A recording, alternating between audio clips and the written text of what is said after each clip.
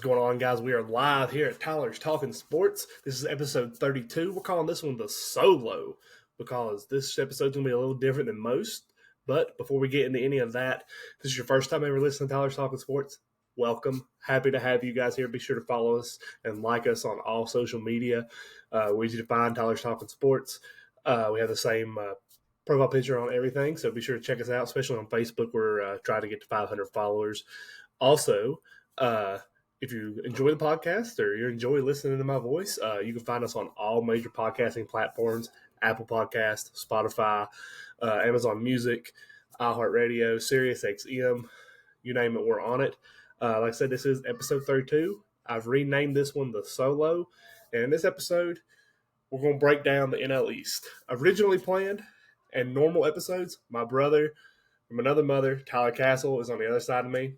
But he's not here with me tonight. He's battling some sickness, got some stuff going on. And the last couple of weeks, me and him both been battling sickness, stuff with our family. Our kids been sick, just things in and out. Both of us super busy.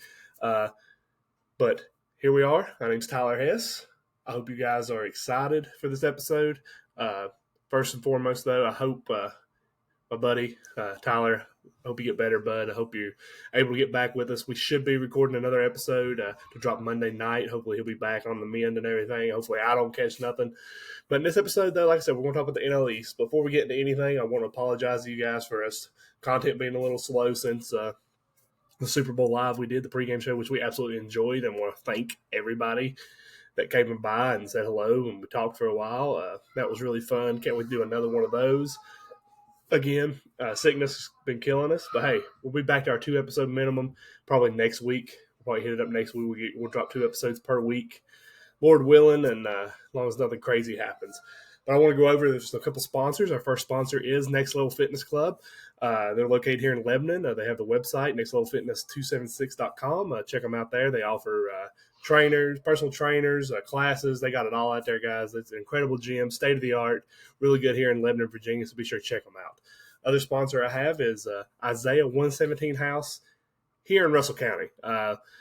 Big deal. We've been talking about it in every episode, but they are a bridge for foster care children before they go into their placement to their new home. Isaiah House is much needed in many areas, and here in Russell County, we're in the process of building our first one. This place is located in Elizabeth, and their main one, but they're in many, many states. Trevor Lawrence has them as their main his charity this year or this past year for football season. So it's just an incredible organization. Be sure to check them out. They do have an open donation link right now on their Facebook page for the Isaiah 117 House in Russell County. Just Google that or Google it or on Facebook. It's on there. Trying to get some fundage there to get everything rolling. If you don't know much about Isaiah 117 House, like I said, it is a bridge for foster children. When they get to these houses, instead of having to stay at the social worker or stay in just random places, they get their actual full bed. They get home-cooked meals, they get TVs, video games, and then when they go into foster placement to wherever it is they go, they automatically get a full bag of clothes. They get everything they need for the transition, and they make it as smooth as possible for them. It's just an incredible, incredible organization. Love them guys down there, and we appreciate them so much. Also, I have a good friend of mine, a good friend of Krista's, my wife. If y'all listen to previous episodes, you know who I'm talking about here as far as my wife. But Abby Martin. She's started out photography, Abby Martin Photography. Be sure you look her up on Facebook. She's located in Elizabethton as well. She's doing some really cool things. She's killer with the camera in her hand. She takes amazing photos. Hit her up if you want to do some photography for you. Maybe just you want some solo shots. Maybe you want some family shots. So hit her up. Also, guys, on our Spotify and on our Facebook page, you can find there's a link. We have a merchandise shop. We've got a bunch of shirts on there, so be sure to check those out. The Castle Muscle shirt is probably our top seller. That thing is just selling off the shelves. Also, donations. We're open to donations on Spotify. Anything, guys. 5 cents, 10 cents, $1, whatever. It goes straight to the podcast to help us promote and get our name out there more than what we already have. So anything you get or give to us goes straight to that to help us run ads and stuff on Facebook and social media. And we are, like I said previously, we are striving to get to 500 followers on Facebook. Just unlocks a little couple more things we can do on Facebook and just helps us get a bigger following because people say, hey, they got 500 followers. It must be pretty good. So Guys, if you are following us right now, be sure you go on our page, hit the three little dots, hit that. And when you hit those dots, go down and invite everybody on your friends list. I don't care who they are. Invite them. Even if they don't like anything with sports, just, the follow helps us. So be sure you do that. Now, we'll go on to hot takes. I don't have one tonight, but I am going to go over Castles and what he had here. He was talking about the Chiefs. They just won they won their second straight Super Bowl. The question is, they go for 3 next year. Do we think they can do it? I don't know what Castle really thought they could do it, but there's only been a couple teams ever do a 3-peat in all sports, and that's your Los Angeles Lakers, the New York Yankees, the Houston Comets, which was the WNBA. They did it in 99. The Bulls, they did it twice. I think the Lakers did it twice as well. They don't got that there. And the Islanders in hockey, and then the A's did it in 74 as their 3-peat. So the Chiefs are going for a 3-peat next year. I think they got a really good shot, especially if they bring everybody back and then bolster that roster a little bit more. It'll be interesting to see if they can do it. I hope they don't as a Broncos fan, but we'll see what happens. It will be history, and as a sports fan, you live to watch the history and stuff that happens. So be interesting. I would hate it, but I'd also love it as far as being just a true sports fan, but we'll see what happens. But, guys, I want to get into it. Opening day, Major League Baseball. That's what this episode's about. And opening day is March 28th. I mean, we're at February 20th, opening day, bam. That's just right around the corner. It'll be here before we know it. Like I said, we was going to talk about the AL East and the NL East. And, guys, by the way, if y'all hear screaming and crap in the background, that's my daughter. She's the boss of the house. She's probably fighting bedtime right now. And just ignore it. I promise we don't abuse our child here. She's just how she is. So that's why we like about these podcasts. We cut it raw right here. As some people have said on Facebook, this is my mom's basement. This is not. This is my man cave in the background if you're checking it out. But I want to go over the NL East in this episode, guys. I'm excited about it. I am an Atlanta Braves fan. As many of you all know, me and my friends and stuff that listen or follow me on Facebook or any social media, they know I love my Braves. I go to at least 2 to 3 games a year. I've been to Atlanta every year since I was 8 years old. So it's in my blood. In the background behind my head, I don't know if y'all can see. If you are watching, there's pennants back there. I'm one short, but that's all the parks I've been to. Me and Castle are actually trying to go to every park together. So that's a thing for us. But as you can see, I've been to Atlanta, went to Philly this past year, Baltimore, and Cincinnati for the first time. I've also been to Cleveland, but I didn't get a pennant up there. And I really want to buy the Indians pennant, but I can't find one cheaper than like $300 because the Indian stuff's discontinued because they switched over to the Guardians.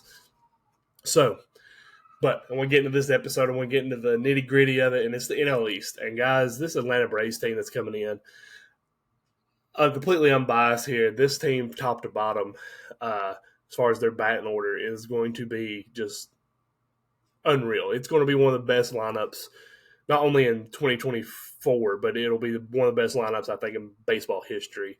I know a lot of people are talking about the Dodgers and what they got. They're top, in my personal opinion, the Dodgers' top 4 are phenomenal. I mean, you got Betts, Freeman, Ohtani, and then I think Max Muncy. I think that's how they'll do maybe their fourth guy there. But the Braves, I mean, they're just loaded top to bottom. You're looking at Ronald Acuna Jr. He's over here saying he wants to stay a Brave for life. That's huge if that happens. But what he did last year, we may never see again. But he's saying he's going to try to top that. Ozzie Albies, one of the best second basemen, if not the best second baseman in baseball, switch hitter. I wish he would just bat from the right side. He hits a little bit better from that right side, almost around 300. Hits around 267 from the left.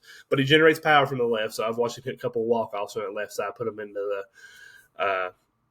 the chop house out there. So can't blame him too much, but I do wish he'd just stick to being a right-hander. But, I mean, after you got Ozzie, I mean, they may bat Michael Harris too there, so that will be interesting to see how they do that. But you got Matt Olson. You got Austin Riley, who I personally think will be your NL MVP this year. After Austin Riley, you're looking at either Travis d'Arnaud or Sean Murphy. They got Jared Kelenic this year out of the trade with the Mariners. They got Marcell Ozuna, who will be your full-time DH. Then, like I said, Sean Murphy. I say that Sean Murphy or Travis d'Arnaud, depending on what they do there. And then pitching-wise, that pitching staff is stacked. If they stay healthy, Fried's in a contract year, so he's going to come out. He's a competitor. He's going to come out and try to be the best he's ever been. So that's going to be huge for Max Fried. He'll be the ace of the staff. Then after him, you're looking at Spencer Strider, who led the league, led all Major League Baseball in strikeouts. And I was watching today, he's developed a new curveball. and it is nasty from what I see in the video. This dude's throwing 101 to 104 mile an hour fastball that's going to hit you with a 90 mile an hour 12-6 curve. He's almost going to be unhittable. So that's going to be interesting. But the key to this is going to be these next couple: Charlie Morton, Chris Sale. And who did the Braves go for with that fifth rotation spot? And me personally, I think they're going to go with Ronaldo Lopez. I don't see Bryce Elder being on this opening day roster as far as pitching rotation. I do see Bryce Elder making it back. I see that fifth spot kind of being a revolving door this year. And I know a lot of people are like, what? Bryce Elder? He was an all-star last year. Yeah, he was, and he pitched great, but then he struggled. But I think Ronaldo Lopez adds a little bit more than what Elder can bring. And if he stays healthy and can show out, I think that he takes Bryce Elder's spot. But the key for, I think, this rotation, though, like I said, is that Charlie Morton, Chris Sale, those two lefties right there.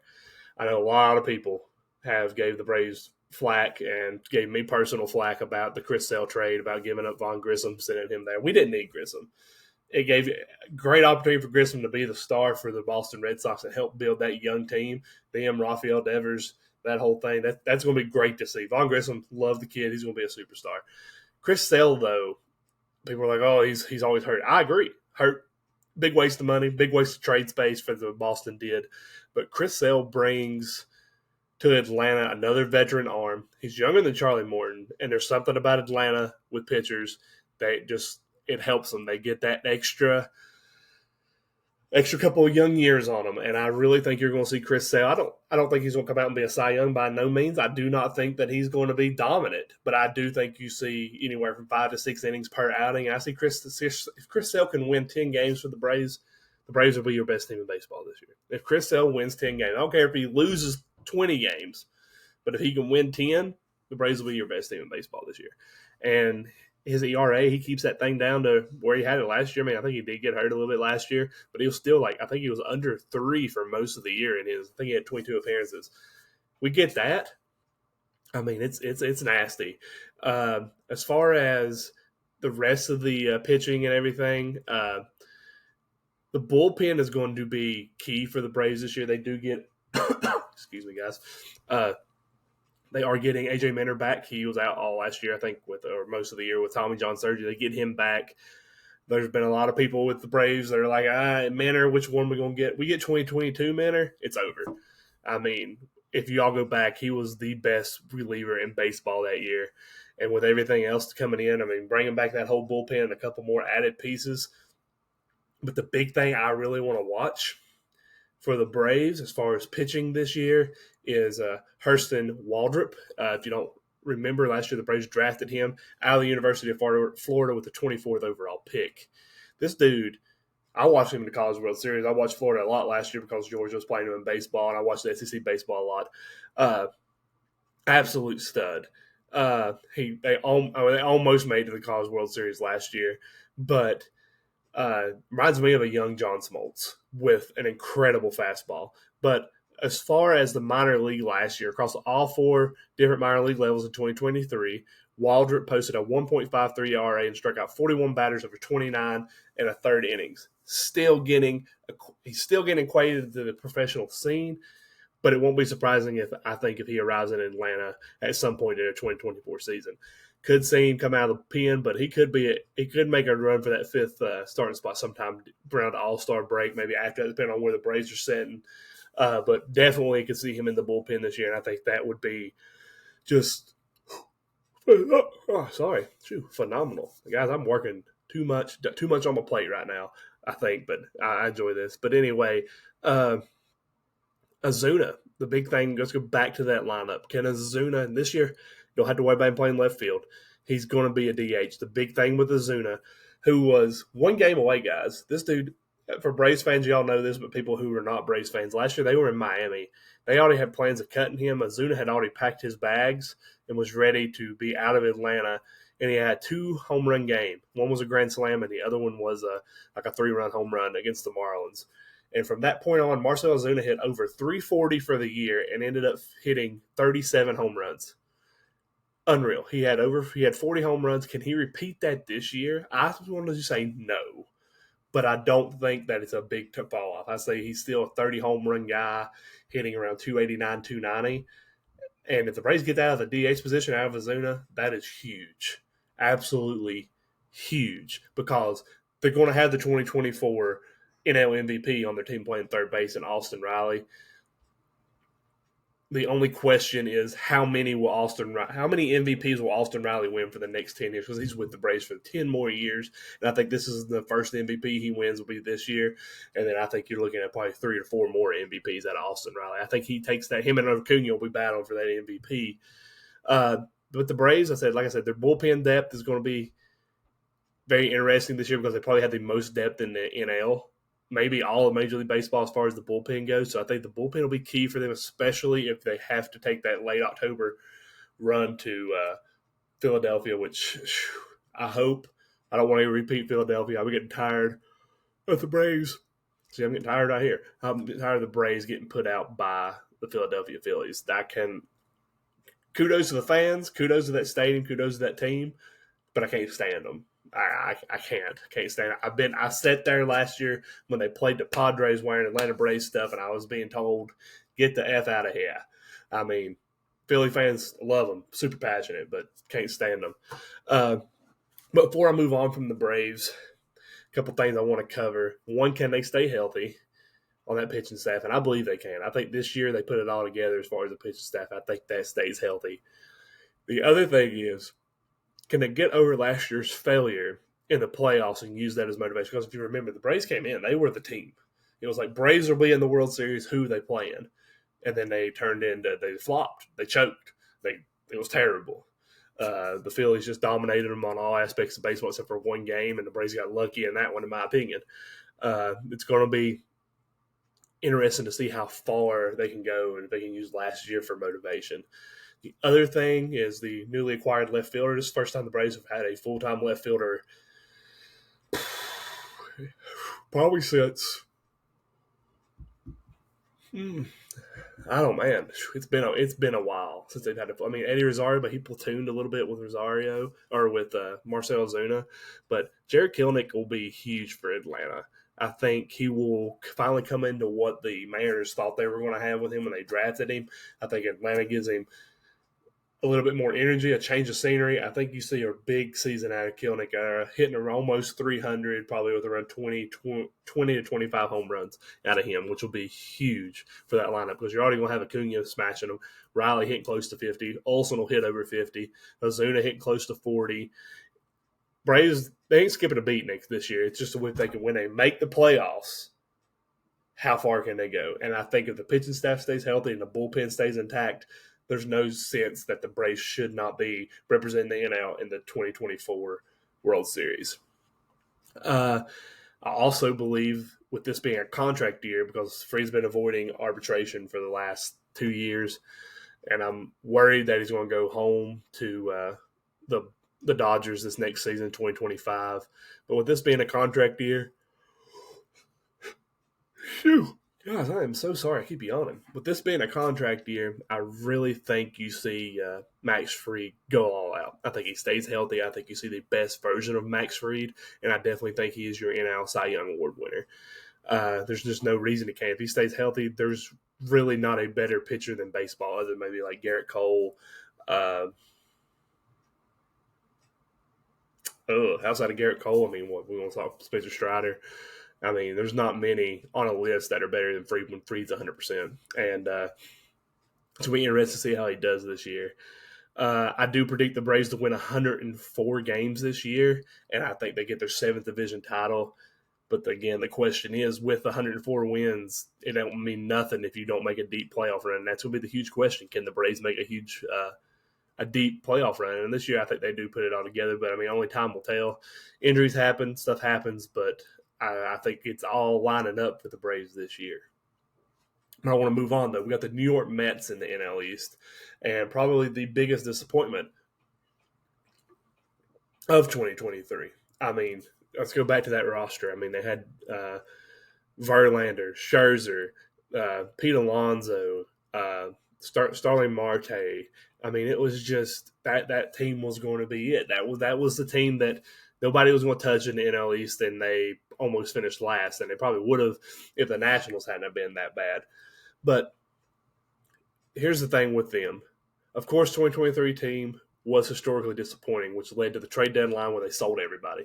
They sold out. They sold Max Scherzer. They traded him. They traded Verlander. Sent Verlander to Houston. Sent Scherzer to the World Series champs, the Rangers.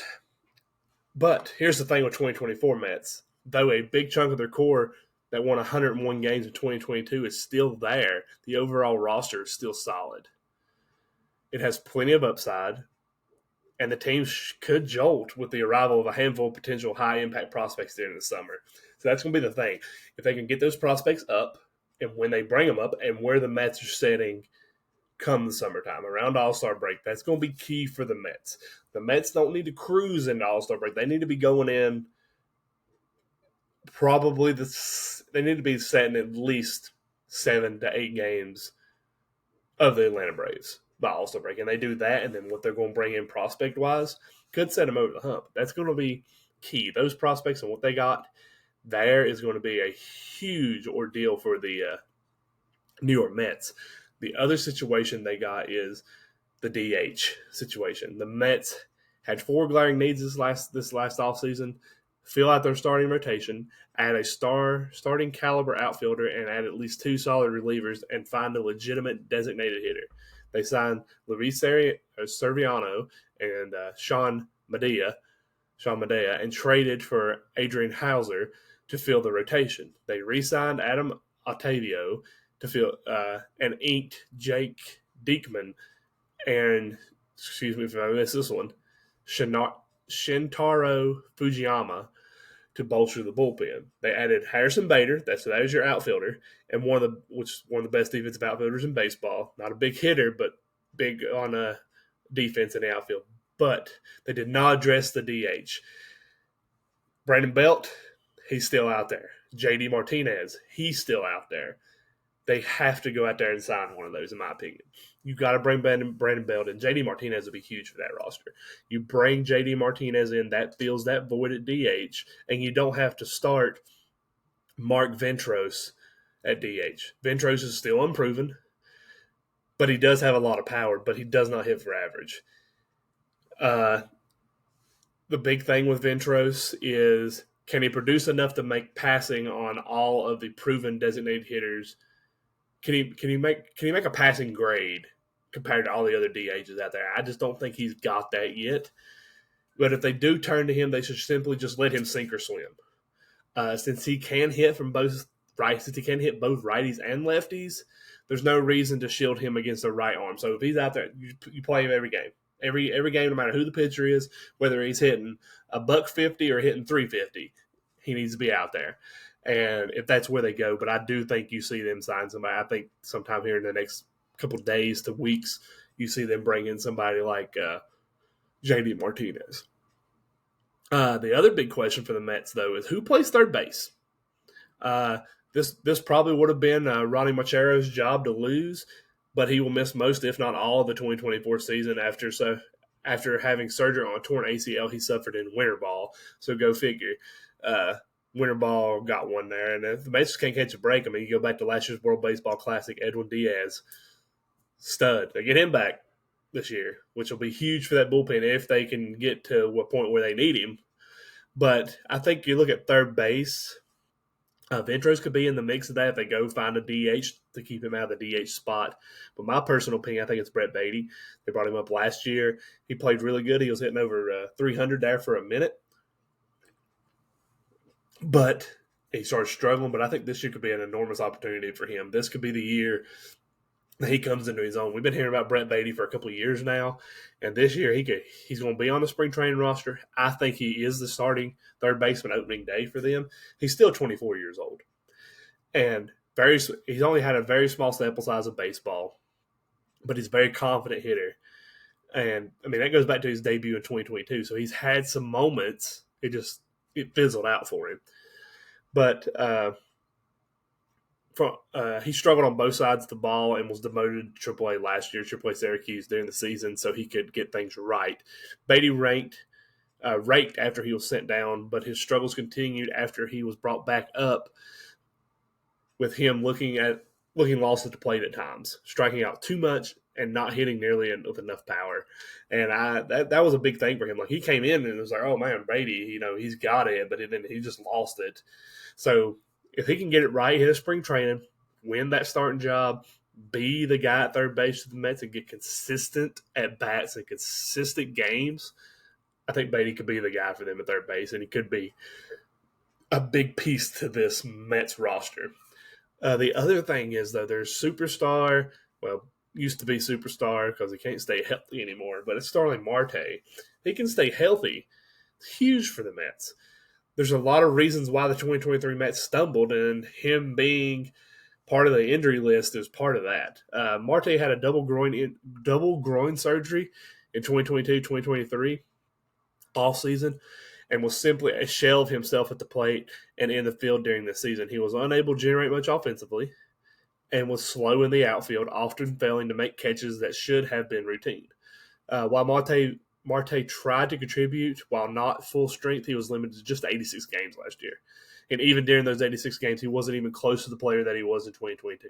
So this year, he can come close to resembling what he was in 2022, which was batting .292, slugging 468.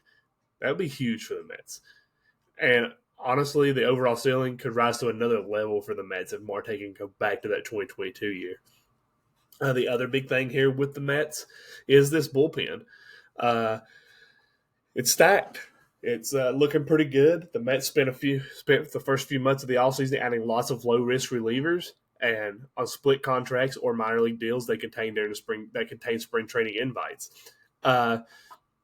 Heading into spring, the following relievers could be a lot for opening day spots. Obviously, Edwin Diaz, Brooks Raley, Adam Ottavio, Jake Diekman, Jorge Lopez, Shintaro Fujiyama, Drew Smith, Phil Brickford. So that's the core, I think, for the Mets bullpen. Especially, they got to get to Edwin Diaz. If the Mets can get to Edwin Diaz, and they play the Trumpets in the ninth, there's no sense the Mets should not be competing for an NL East title.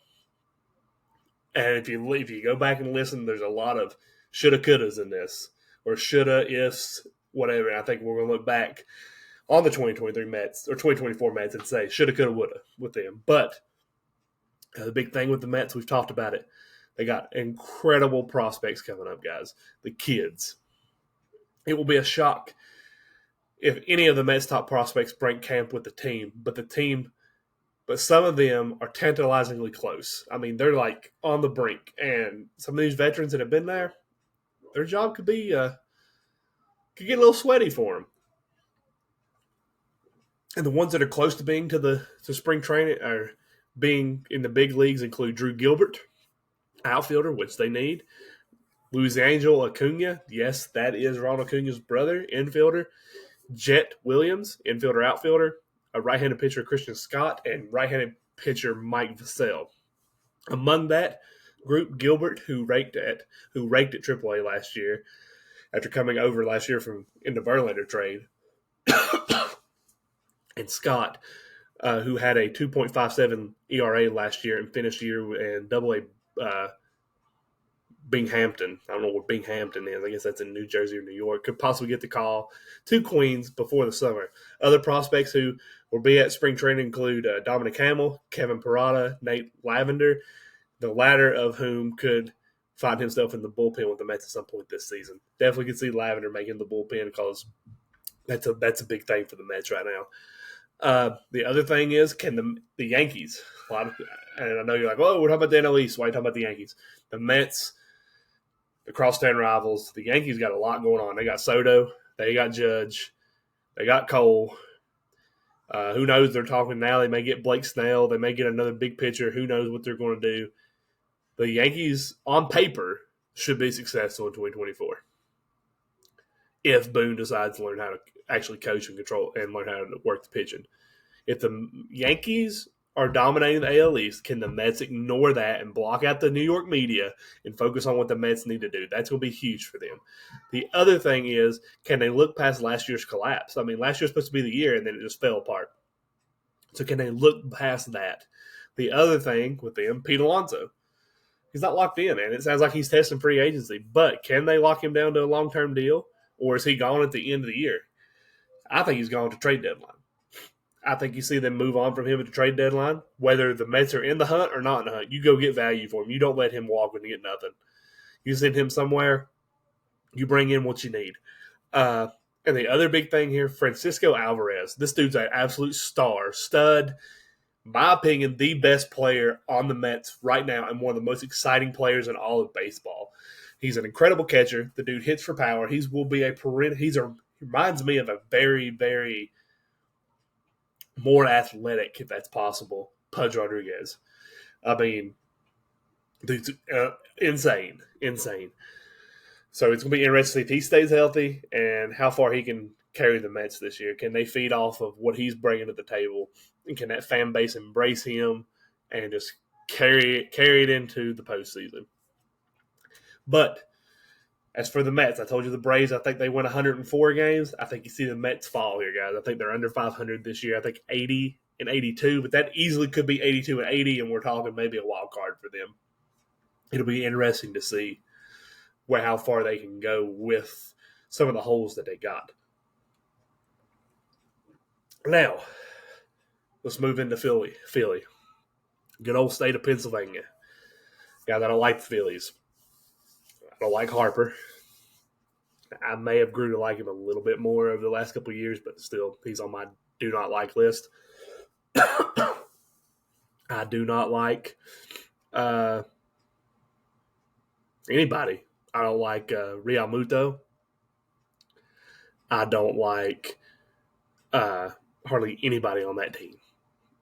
And it sucks to sit here and say that this team is really good. Aaron Nola. Juan Rojas, who's going to be a stud for them when he gets it figured out. Thing with the Phillies of this offseason, we all kind of thought that they were going to bring in that big name, the Shohei Ohtani, the Yamamoto, both went to the Dodgers. People then said, they're going to bring Soto in. They didn't even trade for him. Then, this year, we get a full season of Bryce Harper playing first base. The question is, how well does that go? It looked great last year. Looked really good last year. Made some good plays. His first play there was an incredible play. I mean, a great stretch, incredible diving play, got the out, all that nice stuff. Can Harper stay healthy? That's going to be key. The Phillies, Aaron Nola, they brought him back. A lot of people said he was going to the Braves. A lot of people said he's going to the Rangers. Nope. 7 years, $172 million contract after he even tested free agency. Says only the Los Angeles Dodgers, who signed Ohtani and Yamamoto, spent more money in the offseason.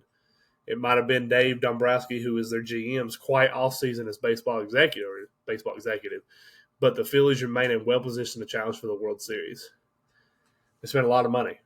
Brought Nola back, filled some gaps, let Rhys Hoskins walk. Big thing for them, though, center field. Can Johan Rojas crack the Phillies opening day roster? I was there for his Major League debut. First play of the game. It's crazy how baseball works. First play of the game, deep ball, center field. Dude jumps up off the wall, or it was the second hit of the game because there's a guy on Soto was on first. Jumps up, he grabs it, robs it off the wall, comes off the wall, throws him out at first base. His first ever play with the Phillies. Place exploded. Kid can't hit. He struggled to hit there for a while. He's very inconsistent. But once he got it going, he ended up finishing with a .302 batting average. Granted, he wasn't the everyday center fielder, but he can transition that. That was out of 59 games last year. 300 hitter on that roster with Nick Castellanos, who I can't stand. Brandon Marsh, who needs to wash his hair. Former Brave, Christian Pache. I mean, Bryce Harper, Real Muto. Add that into the lineup. Put him as your leadoff hitter if he hits .302. But in the postseason, he hit .093 with 15 strikeouts and 43 at bats. That's the Rojas we don't want to see in Philadelphia. Or maybe that is the Rojas you want to see if you're not a Philly fan. The other big thing with them, they got to replace Craig Kimbrell. Craig Kimball's time in Philadelphia won't be remembered for the All-Star seasons or even the recording his 400th career save. It'll be instead remembered for him losing Game 3 of the National League Championship Series and then blowing a save in Game 4. Kimbrel went on. He said, you know what? I'm out. I'm going to Baltimore. Maybe they'll appreciate me. So he left, went to Baltimore. Still, the Phillies had to replace Kimbrel's 69 innings, mostly high leverage. The veteran righty and likely future Hall of Famer did have a 3.26 ERA with 23 saves and 28 opportunities last season. It ended poorly, but Kimbrel was a solid for the Phillies. To date, the Phillies haven't added a reliever to replace Kimbrel, and they were apparently interested, or did they? Did they sign Liam Hendriks? Nope. Hendricks went to the Red Sox last night. I did see that. They did not get him. So, yeah, they've yet to do that. And the Phillies reportedly interested in a few relievers, and it appears they're comfortable with the current bullpen and uncomfortable with the market. Thompson said in January, which is their manager, that they would be pretty happy with the Phillies bullpen if they didn't have anyone else before, if they didn't add anyone else before spring training starts. So the Phillies appear to be banking on Orion Kirking to serve as the elite role in 2024. So get used to that name. Be looking him up. He's a stud. But you don't see many rookie young bloods in the closing position. So it's going to be interesting to see how that pans out for the Phillies. We already stated it. How does Bryce Harper do in his first full season at first base? That'll be very interesting to see how that pans out for him. I think he does well. I think he competes for a Gold Glove. I think he hits close to 300. So it'll be interesting. I have the Phillies going 90-72 and making an incredibly deep playoff run. So maybe a rematch with the Braves, but this time to overchip for the World Series. That will be a series you wouldn't want to miss. So this is really weird for me, guys, because I don't have Castle coming at me. This is different for me. But I want to shift gears here and talk about a little bit of the bottom of the barrel here. A surprising team from last year, the Miami Marlins. Oh, let's see. Miami Marlins. Last year, guys. They made the playoffs. Yeah, playoffs. They made it. They made the second wild card spot. They finished 84-78. The Marlins are the only team in the MLB not to have signed any player. They haven't signed a single free agent this offseason. What's going on in Miami? And what are the proper expectations of this club in 2024? This team got worse from last season. What they did last season is not sustainable. Miami went a league best 30-14 in one-run games, which is something that typically regresses to the mean from year to year. That overperformance combined with a negative 57 run differential, which means, guys, at the end of the year, opponents scored 57 more runs against the Marlins than the Marlins scored against their opponents. This thing will pan out for them. This can't carry over. And they did nothing to improve anything. The Marlins scored the fifth fewest runs in baseball at 666. They lost Jorge Soler to the Giants, who again led the team with 77 runs and 36 home runs while finishing second with 75 RBIs. Their best pitcher, Sandy Alcantara, and the 2022 NL Cy Young Award winner. And outside of Jazz and Luis Arraez, there's not much to be excited about other than their number 3 prospect, Max Meyer. But if y'all remember, Meyer made his appearance last year. I think it was against the Braves. He pitched maybe 6 innings or something last year against the Braves. And Alcantara, I think, is out. I don't know if they got rid of him or if he's hurt, but that's why he's out. But Meyer he had the same procedure. He had the same procedure as Alcantara in 2022, just after 6 major league innings. Yeah, he went 6 innings. Was the 3rd overall selection in the 2020 MLB draft and the top 100 prospect prior to the UCL injury and in his right elbow. His fastball and slider combination is legit, and his bulldog mentality means he's never intimidated by the moment. Though 24, Meyer will have his innings monitored as he makes his way back. He provides much-needed depth for them, so hopefully Meyer can be there for the Marlins this year. But if he can't, it's just another blow for the Marlins. However, This team is very young. It could be scrappy like last year. They could easily win 84 games this year, but I truly just see them winning 78 games as the max and fourth place in the division. So that leaves you with the Washington Nationals. The Washington Nationals. Ain't much to talk about here, guys. They're already looking ahead to 2025, and they're punting. They've already put it's fourth down. They're punting. 2024, they're punting it off. And I won't explain that. With how little the Nationals have done this offseason, it might be reasonable to presume that they are waiting until next year to make any sort of splash. Could be a real long year for National fans. However, this team is young. They're like the Marlins. They're very young. They have a ton of talent, just not ready for in 2024. It's not seasoned up yet. It's like cooking a steak on a grill. It's not there yet. It's still kind of fresh and not got that cooked outer edge. I'm not saying we're getting cooked on the inside because I know how we are with their steaks, but it just ain't got no grill marks yet. The Nats could be lucky though to win 60 games this year, guys. Anything over 60, in my opinion, would be nothing short of a miracle. Joey Gallo and Joey Meneses are expected to split time at first base. C.J. Abrams ended the season on a high note for them last year, saying the team record with most stolen bases in a single season. They did have a decent signing this year. Former Vol, I did this for Castle, but it was former Vol, former Vol/Red Nick Senzel. Will be playing third. He signed a one-year deal with them in December. But honestly, guys, it's going to be an incredibly long year for the Nationals and Dave Martinez. Those are the nights if your team's playing the Nationals, you can go out with your family. You can go do whatever you want to do or watch something else. Let your wife take control of the TV for a night because you're probably going to beat the Nationals. There ain't going to be much there.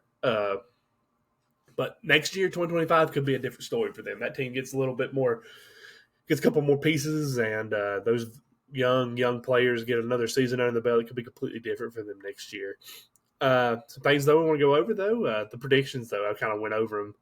NL East, the Braves, the top.